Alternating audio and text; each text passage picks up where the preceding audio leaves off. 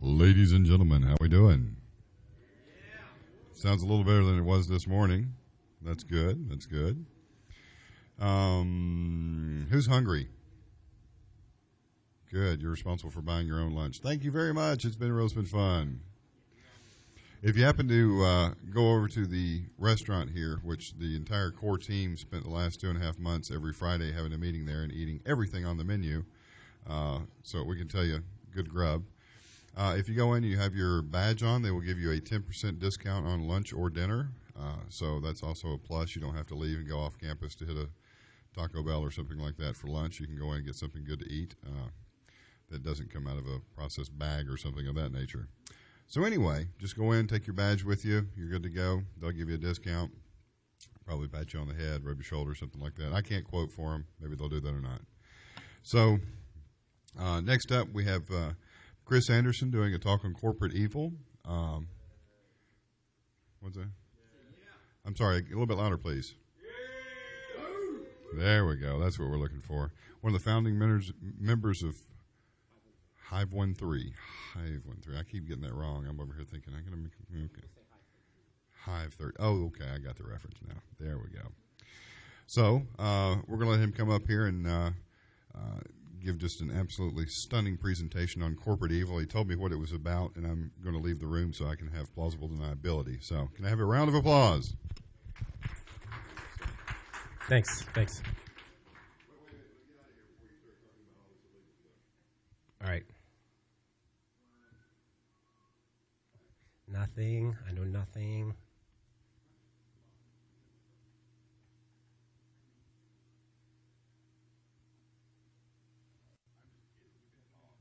All right.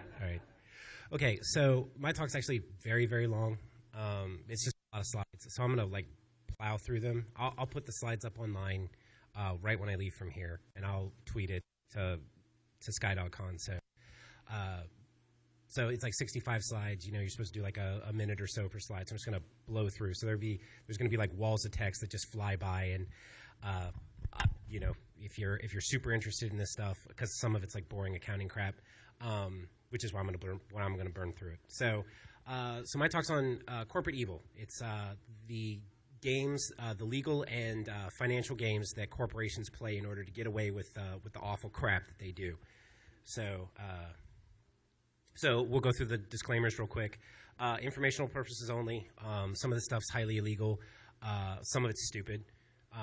If you're not a multi-million-dollar lawyer or a Hollywood accountant, you probably shouldn't try any of this.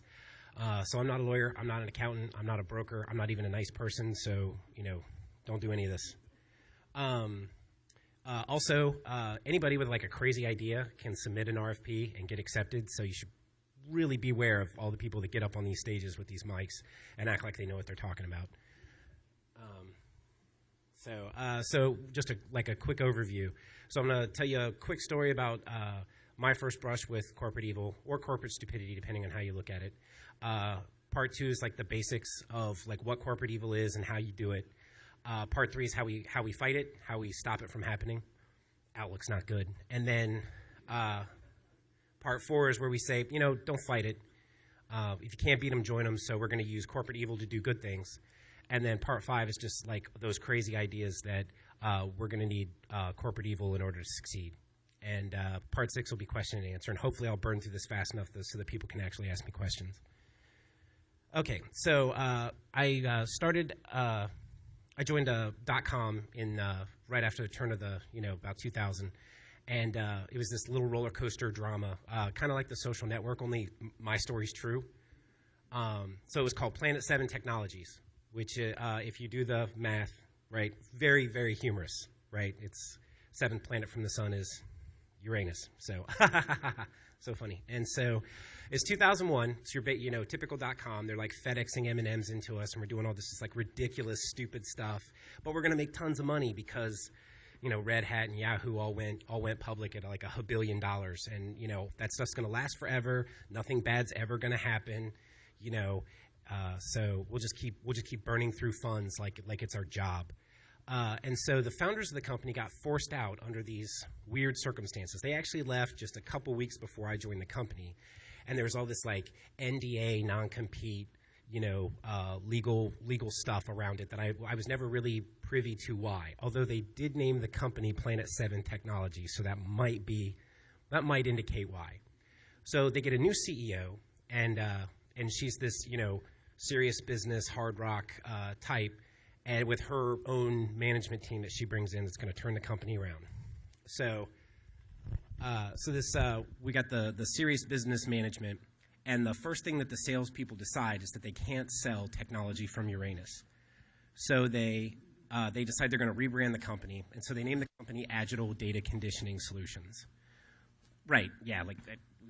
The hell is that? So what they had to do was dissolve the old corporation, and that's a legal entity, and there's all this stuff: stockholders, shareholders, all that stuff. And the corporation is the same name as the brand, so you have to do away with the corporation and then rebrand the company, and have to pay off those founders that you just forced out of the company.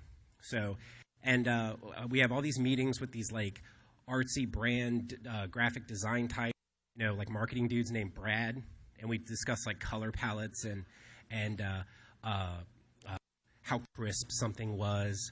And I don't have the logo, but the logo I always thought looked like a maxi pad. It was this like it was supposed to be these like two atoms fusing together, but I thought it looked like Always Plus with wings. So, and I got stern talking to for calling it that too. So we had to but for me, as the tech guy, one of the many tech guys, we had to redo the website, and the product was Java based, so we had to do replace net.planet7.whatever with com.agile. So, and redo all the documentation. So long story short, too late. It's about $150,000 of money that we don't have. We're a company with absolutely no revenue, 0 customers, and we have to pay these bros $150K to go away. So, we pay like the marketing guys $150K to like rebrand the company, and then an undisclosed sum for the bros to go away. Let me clear that up. So I know we spent $150K rebranding the company. So and then like 3 months later, they're like, yeah, the VCs pulled all their funding. Clean out your desk. Get the hell out of here. So yeah, it's early 2002. .coms dropping like flies. And so when a company fails, especially a software company, anything that's like driven by intellectual property, all of that stuff suddenly becomes like fire sale price. And so, but all of this work was done: trademark searches, brand things, all this like banker lawyer stuff that is still there, and somebody could pick up and buy and do something with. So I like crash landed in my mom's basement and had to move back to Cincinnati from the West Coast and admit that I wasn't smarter than everyone else and all this stuff. And so 3 years later, I have to verify my employment, and so I've got my like your typical IT guy resume. It's all like low-level, boring IT stuff, and then bing, bossing around dudes with master's degrees, and then bang down to. So I have to verify my employment and prove that, yeah, I really did make, close to 6 figures doing absolutely nothing. And so I discover that the Agile.com website is still up. It's still there.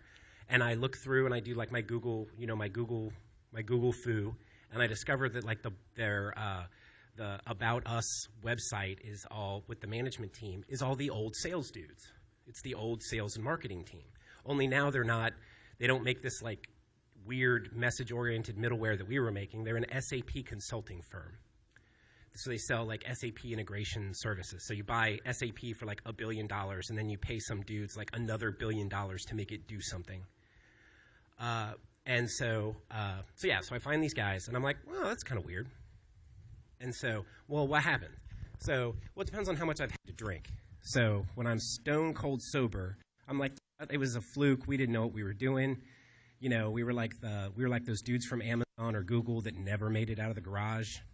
For every Amazon or Google, there's 10,000 people that didn't make it, or one of them. But when I'm drunk and all surly, I'm like, yeah, we were brilliant. And those dickheads cut us off in our prime. They robbed us. We're, somebody should do something. So the moral story is that just because you're a corporation doesn't mean you can't make bad decisions. in fact, when you have a lot of people that all think the same thing that you do, everything sounds like a good idea. And when you're surrounded by other companies just like you doing the exact same stupid crap that you do, it sounds like a brilliant idea. You're a leader. These people look to you to lead them off a cliff. So if you're in this like madness and you can think, a game of chess is like a sword fight. You have to think before you move. Well, if you can think a couple of moves ahead, you can grab a whole bunch of stuff, assets, brands, all important stuff on paper for nothing, next to nothing. So was it stupid or evil? What's the difference between being stupid and being evil? Stupid is where you knock your drink over on someone accidentally, and evil is like throwing a drink in some dude's face.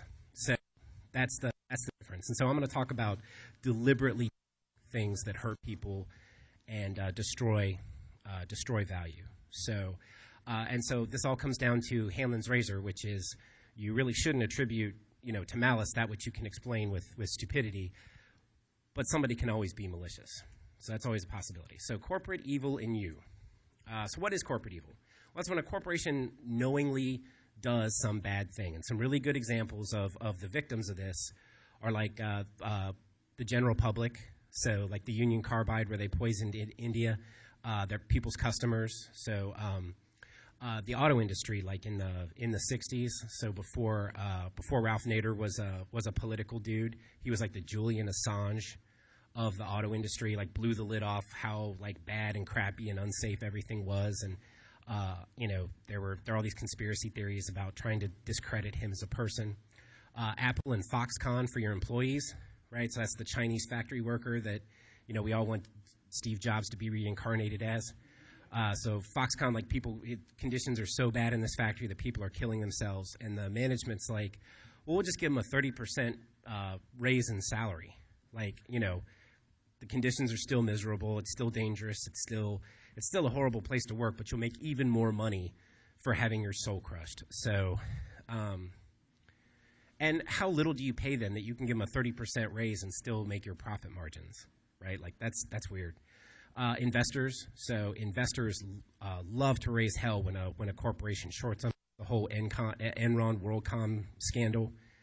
And then everybody loves to defraud the government, right? We don't pay our taxes, cheat on our taxes, hide our assets and things like that. Claim your dog as a dependent, so you get a tax break. So think of corporate evil as a hack, right? Step one is you find an exploit and you work it, and then step two is hide the fact that you were there, hide your origin and destination. So why does this stuff happen? Well, it comes down to greed, right? Primarily from investors and holding companies that put tons and tons of pressure on corporations for that double-digit growth, which is why we live in that permanent boom-bust cycle that is going to go on forever. So if you lower costs, so you cut corners, no safety, no any of that stuff, it makes it easier to turn a profit and easier to pay that quarter of a point on Lumberg stock, right? And that's primarily it. We don't want to spend a lot of money to do stuff. We just want to sit back, do nothing, and collect big fat stacks of cash. And then it's also myopic executives. If the company's doing the right thing and I decide I'm just gonna take mine right out of the corporation, and so that's where the embezzling and all the fraud can also come from. So what is a corporation? Well, a corporation, it depends on who you ask. So if you ask a lawyer, right, corporation's a legal entity, okay? If you ask an accountant, it's like a collection of assets. It's all this different types of money. It's accounts and stocks and real estate and all these things. And if you ask like a marketing person or like a person on the street, you'll say like, what's Nike? They'll say, well, it's a shoe company, right? It's got the swoosh on it, right? I don't know where their headquarters is. I don't know where their crap gets made. I just know that they do these like borderline surreal commercials with people who really love to run. So it's an identity, it's a collection of assets, and it's a legal entity. So, and that's important to keep in mind as we go into this, because those things aren't as solid and concrete, and more importantly, they're not stitched together the way that we think they are. So the corporate legal identity. So this is like pure lawyer stuff, right? A corporation, it has a social security number just like you. It's a person, right? Just like you and me. So it's got a social security number in the form of the employer identification number, which all companies have, even if they don't have employees, because that's what lets you like open bank accounts and get insurance and that sort of thing. It can enter into a legal agreement, so you can agree with, you can have an agreement with the company, not necessarily a person at the company. It can own stuff just like a house or just like you can, and you can sue a corporation. In fact, that's kind of what corporation is for. Corporation isn't a person, right? It limits liability for people. So I can make stupid decisions, and we can direct all that liability, legal hate at someone else, not me. And again, that's what it's for. So you can game a legal entity, right? So remember we said a company is all these things. Well, you can be a shell company. You can be a company that doesn't actually own anything, right? And that's just a target kind of floating out there. And you can use that to move things into it, move things out of it. You can make all these phony agreements with this company that really only exists in a folder downtown. And you can use it to sort of conceal things, and I'll get into that in just a little bit. You can also do the opposite. You can be a company with all sorts of holdings, all kinds of stuff, all this money, all this stock, all these things, but doesn't really do anything. So those are kind of the flip side, right? And both of these are examples of companies that have no identity, no brand, no product, no anything. And so you can do the same thing with assets. So your financial entity, and this is like hardcore accounting stuff, and I'm just going to like burn through it. This is like your traffic log for money, right? And so it'll tell you, this money came in, this money went out, this money went here, we stuck it in this account, we pulled it out of this account, yada, yada, yada. And they call it the books. But you can think of them as like server or like proxy logs, right? And so as you steal money, as you, take your Colombian cocaine money and try to hide it, try to whitewash it through some company, those are logs that you have to use, that you have to sanitize to hide your presence, right? So you think about it that way. You can, all these things, all these logs are maintained by people, accountants primarily, and it's all data entry stuff, and you can make mistakes and all that stuff. And so you can just lie about stuff. You can say, well, we made way more money than we actually did. Or you can say, we made way less money than we actually did. That's real handy when you're trying to not pay taxes. Way more money is how you convince people to invest in your company when it's going bankrupt. You can lie about your cash flow. You can say, no, we just made like $60 million year to date. We're way ahead. And then wait till next month and log the $85 million in expenses for year to date. And then, yeah, we're profitable. Invest in us. And then, haha, gotcha, bitch. Don't think so. The other thing you can do is play games with the actual movement of money. So money laundering is just moving money from account to account, jurisdiction to jurisdiction, in order to conceal something. You can conceal the source of money, which is a great way is like, if you deal in drugs or stolen property or something like that, you have these huge cash transactions. You have to come up with an excuse for having that money, and then that's how you enter that money sort of into the legitimate electronic financial record system. You can also hide the destination. So if I'm trying to pay myself with money out of the corporate coffers, I make up a company. I move money to a couple of different accounts, maybe outside the country, and then I collect from that company. So a really great example of money laundering actually is trying to route around United Nations mandated economic sanctions. So Bank of America actually bankrolled a significant portion. I don't know that it was all of it. I don't even know that it was most of it, but it was a good-sized chunk, depending on the articles that you read, of Iran's nuclear program. So this is a cute game, right? It's Bank of America, all American, red-blooded, meat-eating, hell yeah, America. Gives Bank of America loans some money to a series of nonprofits for Islamic economic development. So the idea is,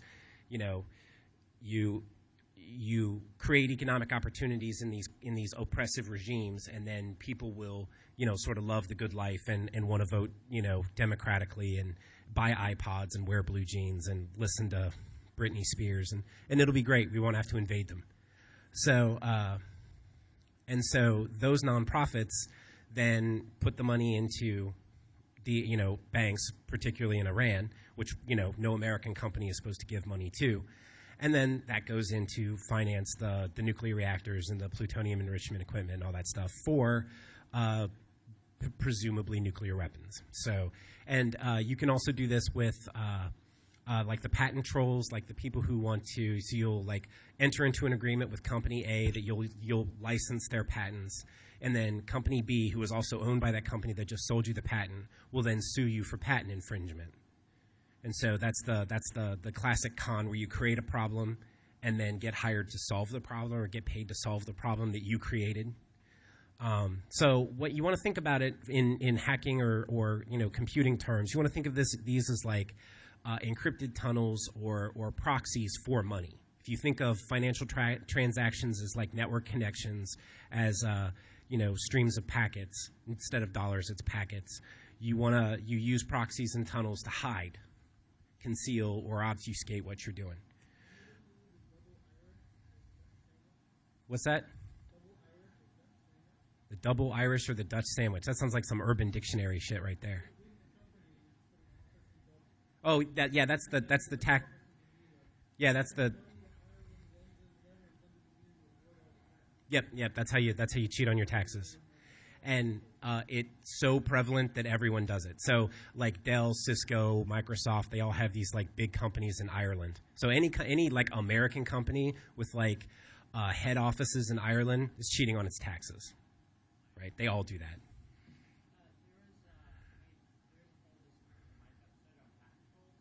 Right? Patent trolls. Personal experience with patent trolls, I hate all intellectual property. So the only like real experience I have with patent trolls is like flame wars on popular blogs with like their shills. Me personally, but there's software patents and all that stuff, and I'll get into that a little bit coming up. But what you do is you do these like huge lawsuit things. You sue hundreds of people, thousands of people at a time. And all you're doing is using, documents that you got, maybe through some shady means, to squeeze people for money. You're not making anything. You're not doing anything. You're not, the world isn't a better place because you're getting paid. You're just a thief. So, here's some, sort of the laundry list. So the usual stuff is, fraud, lying about stuff, embezzling, tax evasion, all that stuff. And then you get the really elaborate ones. I'll go into the Ponzi scheme, but there's a bunch of other stuff, like Hollywood accounting, which is, so Hollywood accounting is like, TLC had the #1 album, whatever year that was, but they were bankrupt. And it's like, how can you guys be bankrupt? MC Hammer, you're like the most popular dude in the world, for this week. How come you're broke? And he's like, oh, that's the way the point system works and with our contracts and everything. Avatar's biggest movie ever made, had made, billions of dollars, still hasn't turned a profit because, the books are crooked is what it comes down to. So, and malfeasance, that's a fancy word for, like, being stupid with other people's money. Quote-unquote stupid. So the Ponzi scheme is a really good example. I like the Ponzi scheme because it can be a deliberate criminal act, but it can also just be a bunch of people who have a lot of money and don't know what they're doing.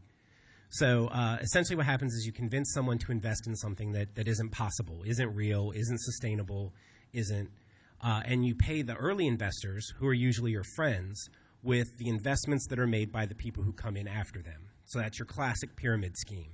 And you can do all kinds of things to shuffle money around and hide the fact that, hey, you want to make $1? Get two people to give me $1, and then I'll give you one guy's $1, and then I'll keep $1, and then I'll tell those guys both to get $2, guys to give me $2, and I'll pay them with I'll pay them with the funds that come from that.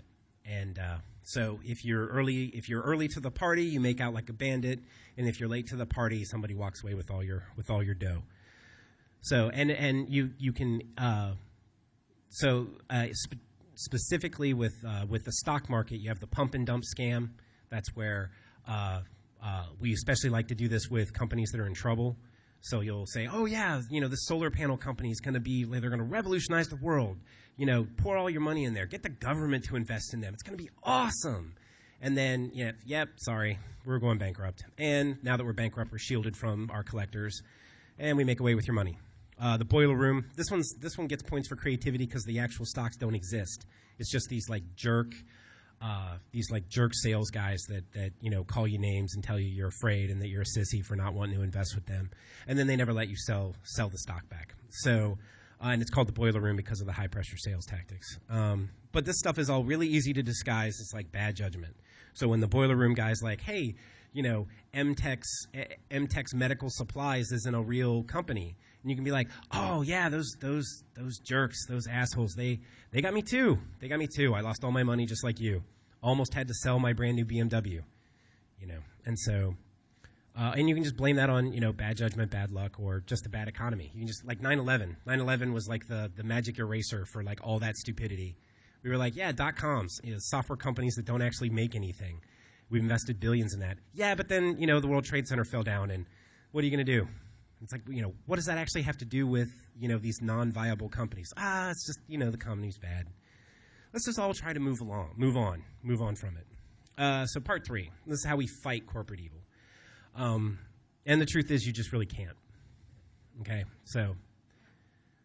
All right, so these are all games. These are all games that, they play their games, we play ours, right? So has anybody ever actually sued anybody, in court, small claims court or any of that stuff? Right, you have? Okay. So, if you're in small claims court, basically the way that it works is you have to prove that someone did you wrong, right? And then,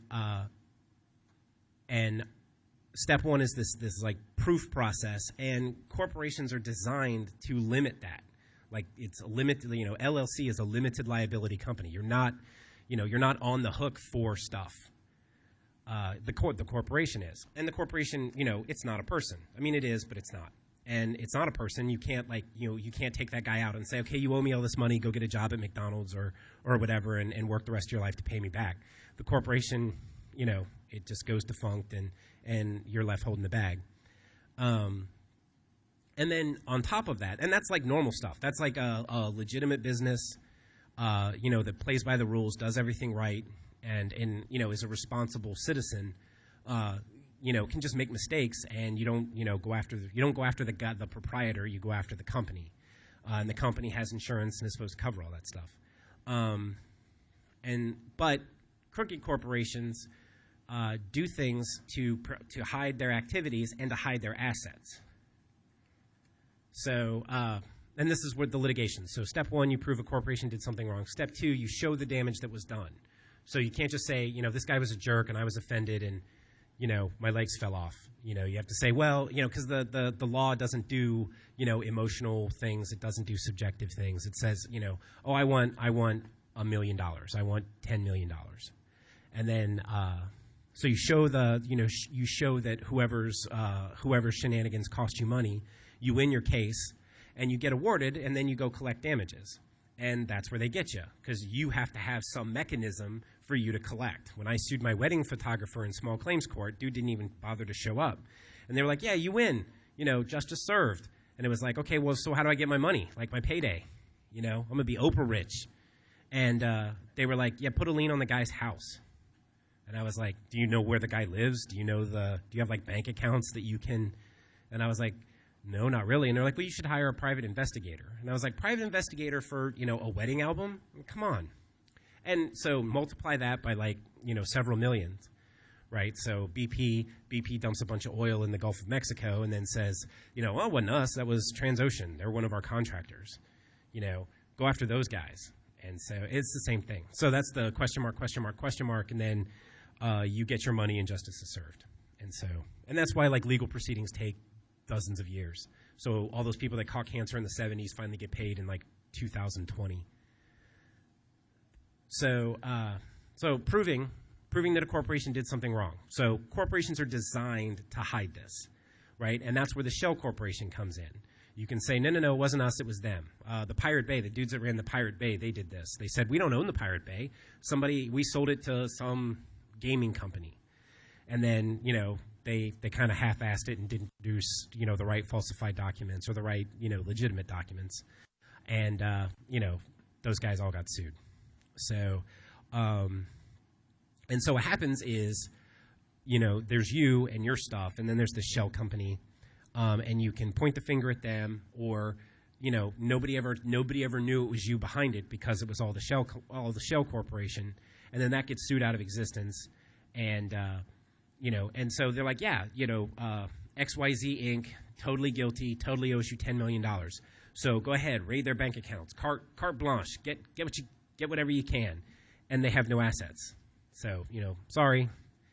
So there's no actual way to punish them. So collecting damages. So let's say that you actually nail someone to the wall. I know where all your stuff is. I've subpoenaed your financial records. I know where you're hiding all this stuff. There's no way that you can get away. And then and that's where the little games come in. Like no. I know we told our investors that we made $1 billion last year, but we really didn't. We had to pay all of these things. We had to do all of this stuff. All that money is sitting someplace else. You're not going to be able to find it, and that's how you hide assets, right? So you take an asset, you take a bunch of money, and you put it into something that people can't get to. So one of my favorite ones is for arms deals. You have to have suitcases of cash to buy guns. So what you do is you trade art or jewels or that sort of thing. eBay's apparently like a low rent way to accept credit cards for drug transactions, because you're just go to my eBay store, buy my paperclip for $65,000, and then I'll deliver your coke to you. So and then antiquities is the same way. These are usually very portable items that cost a lot of money. And so that's the big criticism by the legal establishment for Bitcoin. When Bitcoins hit $30 each, it was they're totally anonymous, and they're not physical things. They're really tough to find, and they're worth $30 a piece. That's absolutely Al Qaeda terrorism money. That's absolutely Hezbollah buying explosives to hurt our way of life, or kitty porn. It's that's how you trade for kitty porn. And so. Or just a big pile of cash in a safe deposit box. That's the old standby. And so what you do is, if you keep your stuff electronic, you just put the bank in another country, especially one that doesn't cooperate with your jurisdiction. So it's hard enough to get cooperation from a non-English speaking country, but if it's one that's actively hostile against your country, or just has said, no, absolutely, we're not going to work with your law enforcement. That's where your Cayman Islands, your tropics. Switzerland supposedly doesn't work that well with keeps all of its accounts and things anonymous, and then you can also do that with taxes. That's the Irish scam. You put a bunch of your holdings in Ireland, then you don't have to pay taxes on them. And so how do we get even? Well, we tell the press, right? We leak documents. We get whistleblowers to come forward. We trust mainstream media to investigate these problems thoroughly, give us an honest evaluation of what's happening. And if you raise enough stink, the government will do something. Or you'll just make everybody mad, right? I mean, when the news started reporting that Bank of America wanted to charge everybody $5 for using their debit cards, everyone was, it was like an exodus, no, we're all going to flee, Bank of America. So that's the negative reaction from consumers. And then, and so this is why the press is important. The only problem is the press is basically they're different media conglomerates. They're corporations just like the dudes that cause all this problem. So a news organization is a business, right? Only their product isn't news. Their product is us. We watch the news. We tune in. We We go to CNN.com, we tune into Newsline, we tune into these different things, and and then they sell ads. So your eyeballs are the product, and they sell it for money via ads. And who buys the ads, right? So you watch like those finance news, CNBC, all those shows with like the ticker tape at the bottom, right? Watch the ads. That's how you can tell. You can watch any TV show. You can tell who that show was designed for by watching the advertisements, right? You don't see advertisements for life insurance on Nickelodeon. You see ads for toys and cereal, right? Spike TV. It's all slasher flicks and new video games, right? Well, you watch all the financial news. It's like brand new cars, fancy vacation resorts, health insurance, Viagra, right? Like old dudes, right? Old rich white dudes. That's the target demographic. And political ads, right? I mean, that's where you run all your political ads. And this is a conflict of interest, right? So corporations have all of this money. That money translates to influence, and that influence is executed all over a lot of things. And so while bad press can tarnish a brand or image, if it's really, really egregious, right, when you have them dead to rights, and then it's like, that Nike swoosh is really bad, and we're never going to do it, right? We're never going to buy their stuff again. Well, brand isn't a company, right? So brands change companies all the time. Companies change brands, right? So back in the old days, the Palm was originally the Palm Pilot, before it was a phone, it was a handheld, was a personal information, I don't know, PDA. I don't even know what that stands for anymore. But before it was a phone, it was this, handheld organizer thing, and it was owned by U.S. Robotics, which made modems for, those of you who are old enough to remember dialing up to the internet. And then they got bought by 3Com, and then, it got spun off. So spinning off is where the company stays the same. It just says, no, we don't want to be in that business anymore.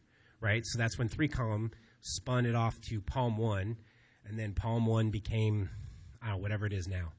And so these changes of brand, where things you can that's all covered by trademark. That's all covered by trademark is it's kind of like it's like a legally established identity. It's the legal framework for protecting people against corporations from what's essentially identity theft, right? So if I make I make hamburgers with my McDonald's, I'm not the McDonald's, and that causes confusion. So, but you can sell off those trademarks. Cray supercomputers, they've changed hands a whole bunch of times. It's a line of computers that you've always been able to buy, but who you make the check out to seems to rotate every 5 or 10 years. So, and AT&T, geez, that's been how many different companies. So a brand isn't a company, which means that you can just, if your brand or your company gets into enough trouble in the news, you just change the name, right? And you keep doing what you're doing, right? Blackwater shot all those civilians in Iraq, right? They became XE. WorldCom, WorldCom, that was a crooked corporation. Thank God MCI's here to make everything right. It's the same company. So Philip Morris, right? They make cigarettes. Cigarettes cause cancer. Cancer kills people. Philip Morris is bad. Now they're Altria. I've never heard of Altria. I don't know. So Anderson Consulting. This is actually the reverse. Anderson Consulting. They used to be the information technology consultants. They were also an accounting thing. So you could do finance stuff or you could do tech stuff through Anderson, and then the company split up, and Anderson Consulting became exclusively financial, and Accenture became exclusively technology, and then there was a big accounting scandal, and Anderson Consulting, as an accounting thing, got in a lot of trouble, public relations wise, and so and Accenture, people still work for Accenture like nothing ever happened, so and it's that three-way hustle, right? The legal entity is not firmly attached to the brand. The brand is not firmly attached to the assets, and those are just three. It's like three-card Monte. You can just shuffle that stuff around, and there you go. So where's the government in all of this? Well, so the world's shortest description of administrative law is that you elect Congress to make laws. You vote for Congress. Your vote counts. Democracy is important. And then you get your dudes into office, and then nothing really changes. That's because Congress just like subdivides into committees. All that, all the big decisions are made by committees. Not all of Congress can just hash out what all that stuff is. Those guys have like golf to play and like mistresses to bang. So the committees, you get a small group of people and you're like, you guys can handle this Iraq thing, right? All right, awesome. We're going to go do something else. And then those guys make the decisions and that's it. And you don't vote for the committees. You can, campaign for your guy to get into office, but if he doesn't land, because he's going to clean up Wall Street, but if he doesn't land on the finance committees, on all the economic committees, you just fired that vote out into the ether. Like, that dude's not going to do anything for you that he said he was going to do. Just not because he's a liar, but just because he can't. He didn't get picked for, he's like that last picked kid in dodgeball. So that's it. And it gets worse. So Congress then creates these government agencies. So we as hackers are preoccupied with like law enforcement agencies. So like FBI, CIA, NSA, that kind of thing. But there are a bunch of others, FAA, TSA. Well, I guess we're pretty concerned with the TSA. But,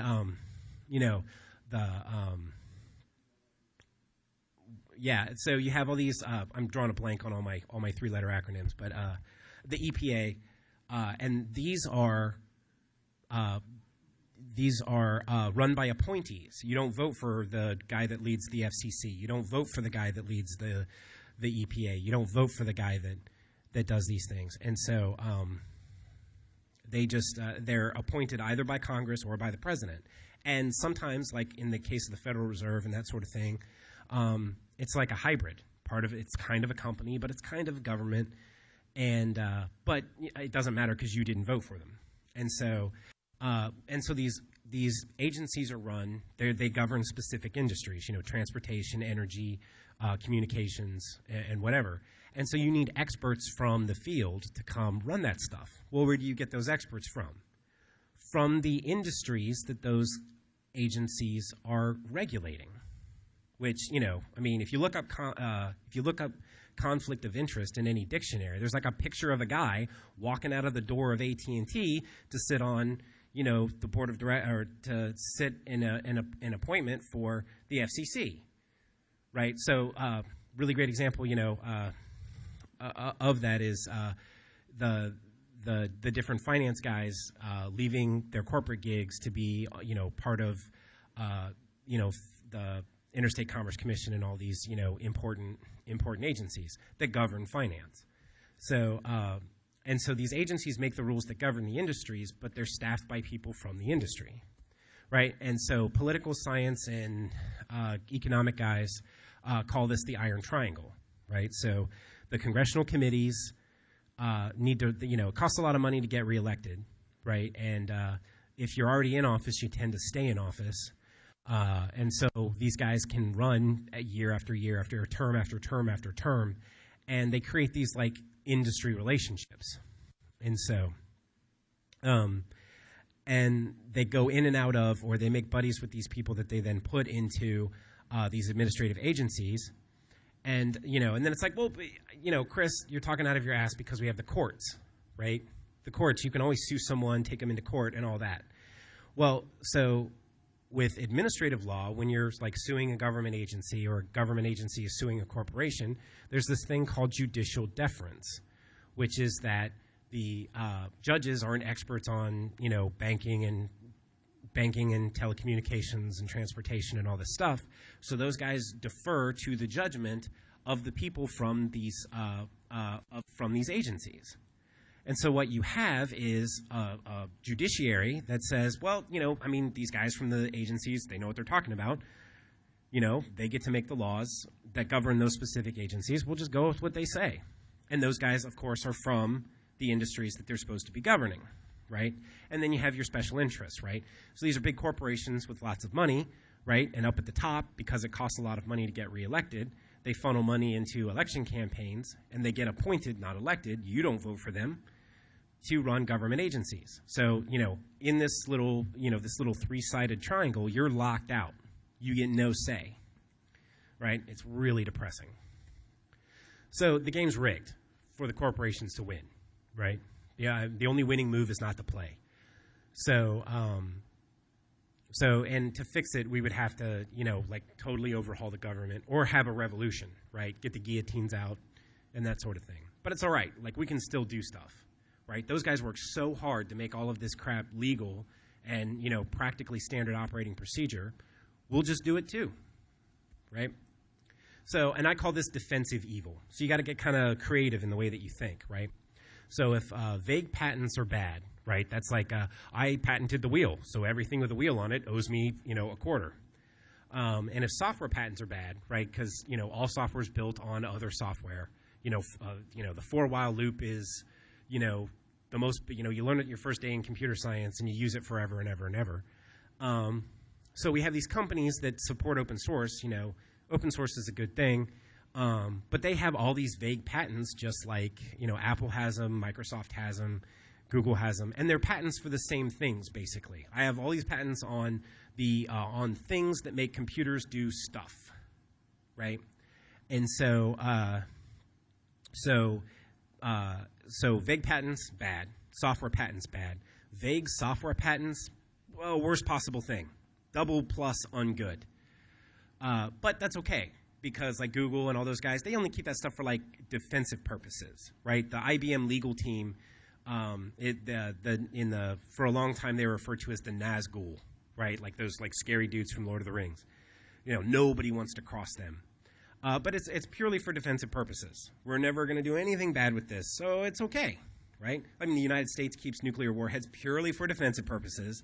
All those other people can't have them, but it's all for defense, so it's all good. So, and they use these as weapons, right? They invalidate. So if you come at me with, I have a patent on, making computers do stuff, and you're selling things which make computers do stuff, so I'm going to sue you because you violated my patent. And then you go, I don't think so. I have my own patent on things that make computers do stuff. And my patent is older than your patent, so your patent is no good. Invalidated. Your argument is invalid. Why don't you have a seat over there? So, or you can just countersue, like, oh, okay, so your patent's valid, my patent is valid, so I'm violating your patent and you're violating my patent, and so now you're going to sue me for $1 million, I'm going to sue you for $1 million, and when I collect my $1 million, I'll pay you your $1 million, and, there you go, Mexican standoff.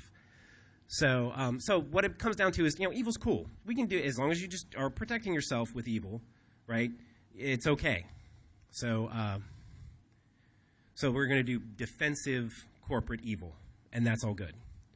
So, so this is sort of the dark side of liability. You want to be able to sue companies that make like bad products that like hurt people or make you sick or catch on fire, kill your dog or whatever. So, and that's your like stick that you use to whack bad players, right? So it's not like you want to do away with liability. That's what makes us. That's what allows us to do what we do. But the term risk management it's an oxymoron. Like if you can manage it, it's not a risk. And that's just how it is. And so if you talk to every big company has lawyers. They're called general counsel. And general counsel will basically, if you ask them like, hey, we're thinking about doing this awesome thing. We just wanted to run it by you guys to make sure it was all like on the up and up.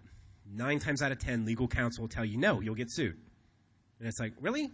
I mean, like, I get that, if we want to make like an exploding children's toy, there's a certain amount of risk with that. Okay, maybe we shouldn't do that. But all we want to do is help old ladies across the street. It's like, no, you can't do that. You could drop an old lady. She could get run over by a bus.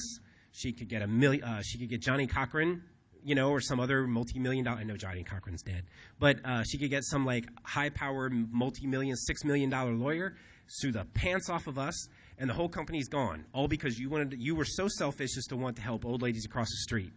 What the hell is wrong with you? So, and you can get sued for anything. I mean, this is America, right? Like McDonald's coffee, right? I can sue them because the coffee's too cold, and then I can sue them because the coffee's too hot. So here's some examples. So this one's kind of dated with the Good Samaritan Act, but anybody ever worked for like a restaurant or a grocery store? Like raise your hand. All right. How much food do you throw out at night? All of it, right? And you can't give that stuff to homeless people because homeless people especially can hire $6 million lawyers. and sue the pants off of you. And then where will you be? Because you wanted to feed starving people like an asshole. So, okay, office buildings, right? Anybody like work downtown? Like drive through downtown anywhere at like 8 at night? It's a ghost town. And they have these huge towers, and they're all lit up, still with the lights on, still burning coal that we're going to invade Venezuela for. I'm just kidding. And they're empty, and they're not doing anything, right? You run business from, 8 to 5, and then it's empty for like 16 hours a day. And you could do all kinds of things with that. You could be teaching classes. You could be having, community events. The possibilities are limitless. And but those things sit empty most of the time because, some kid who, is there to learn about math could trip over like a network cable or something and break his neck, and, and then that's it. We're screwed. That's it. You killed a kid. I'm pretty sure the penalty is to be taken out back and shot. So even the GPL, right? No one can complain about the GPL. It's like the best thing ever. The GNU public license. That's what gives us like the Linux kernel and like all this great stuff. I mean, come on, Chris. You can't possibly find something wrong in that. The very first line says it's given to you as is with no warranty, no indemnity. Whatever dumb, retarded thing you want to do with this kernel, it's on you, not us. So you can't even give someone something for free. Like, just take it and do something with it. I don't care. I don't even want to look, right? And that's that whole thing with liability and indemnity and all that. So, so keep that in mind, and then we'll talk about nonprofits. Then I'll show you why corporate evil is important. So the nonprofit is resistant to evil by design. So it's donor supported. So most charitable organizations only operate on donations from people and corporations and things like that. There aren't any investors. There aren't any shareholders. There are, and they have all these rules against private inurement. What's up? Oh, I got 5 minutes? Okay. Jesus, really? Okay. So private inurement says you can't use it to do things that benefit you. Form 990, that's like the nonprofit tax form. And it's most companies put those up on the website so you can see exactly how they conduct themselves. So if you don't pay, and they're charities, so they don't pay taxes to the government. And when you don't pay taxes to the government, like legally, like in the clear, the government's real interested in what you're doing. So the lens is like really close on a nonprofit. So they don't do any evil stuff, right? Which means they're broke. So all nonprofits, the number one issue is fundraising. At Hive13, the hackerspace I'm part of, that's all the board talks about is raising funds. So these nonprofit organizations, they need money to survive. They need money to do things, and they raise funds in these like radical fits. So American Cancer Society, you can look online. There's tons of criticism about them. The United Way is another one that, they collect all this money, but they don't really do anything with it. So we'll just bound through that. So Hive13, that's what I helped start. We actually incorporated as some random name and then call ourselves Hive13. That way if someone, burns their eye out with a soldering iron, we just start a new one and buy the name. So, and some idiot gave us a building in downtown Cincinnati. So we got 3,600 square feet. So, hackerspaces do awesome things. They teach people, they build communities, and they improve sustainability. When you teach people how to like fix stuff, repair stuff, solder things, they're keeping their old gear working instead of throwing it in a landfill. But they take really big risks, right? They invite people off the street to play with power tools and soldering irons. It's like, yeah, come in here, like Shaky McDrinks a lot. Here's a bandsaw and a soldering iron. Just, go nuts, go nuts. What could possibly go wrong? So the next generation of hackerspaces, like once we get established and we get people in, and we're all used to the idea of hackerspaces as like a thing in every community, our projects are going to grow. So right now, the killer app for a hackerspace is like a little blinky thing about this big, LEDs, battery power, that sort of thing. But eventually, we can tackle like real problems, right? Like food, energy, transportation. And so this is, as we take on these bigger problems, we're going to have bigger liabilities. Also, the hackerspace is so there's technology activism like the EFF. That's like, technology's good, you guys shouldn't vote badly and screw it all up. But we as hackers should also take what we know about technology and enable activism. We all have like different political philosophies, different stripes. You know, some of you are conservatives, some of you are liberals, some of you are like anarchists or whatever. And so we should all like take what we know and funnel that into our pet causes, and, you know, deliver services to, like, you know, traditional nonprofits that maybe don't have the, you know, the technical infrastructure that we're accustomed to. And so, yeah, big projects, big risks, right? So little blinky LED thing that you make on a MakerBot and solder and it's powered by an Arduino isn't going to kill anyone unless they eat it, right? And it probably won't even kill them. They'll just make them like really sick and they'll throw it up and it'll be awful. But as you scale up your projects, you start to compete with like real corporations. You start delivering real products and real services that threaten the bottom lines of these guys that own the government and own the media and own everything. So, and the government will eventually say like, oh, okay, like this is like a real thing, it's a legit thing, so we need to start like making laws that limit what you do. So, and that's why, you know, we need to do what our corporate predecessors did and play those little games and hide and all that things. And big projects need big funds. Like, you know, if I want to make a line of electric cars, there's no Kickstarter on earth that's going to fund that, right? Like that's real capitalism. Like right down there at the bottom. That's just, oh, that's an ugly word. It's capitalism, right? So if it looks like a corporation, act like one. Like your big projects, like, you know, your hackerspace has a laser cutter, right? That laser cutter shouldn't belong to your hackerspace. It should belong to like Laser Cutters Inc., Nashville Laser Cutter Inc.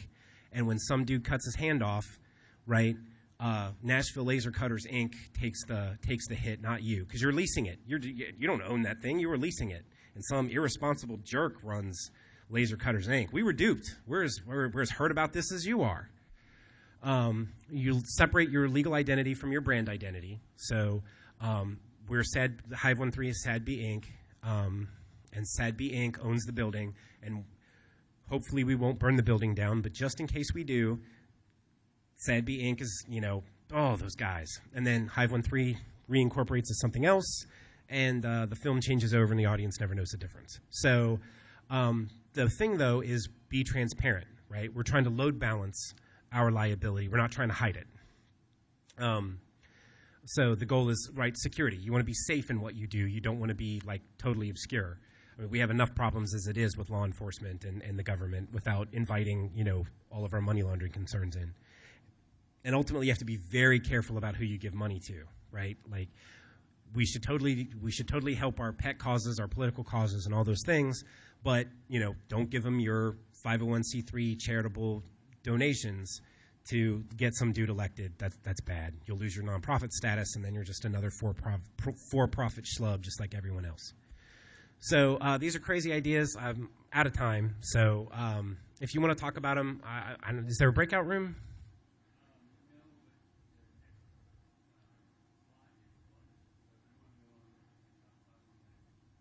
Okay. All right. Well, I'm just going to burn through this. I put like hashtags at the top, and I've got my contact info at the end. So the first one is hacker finance. This is where hackers get into actual finance, not Kickstarter where you're donating money to one-off things. This is, you know, like a banking system, like a credit union, right?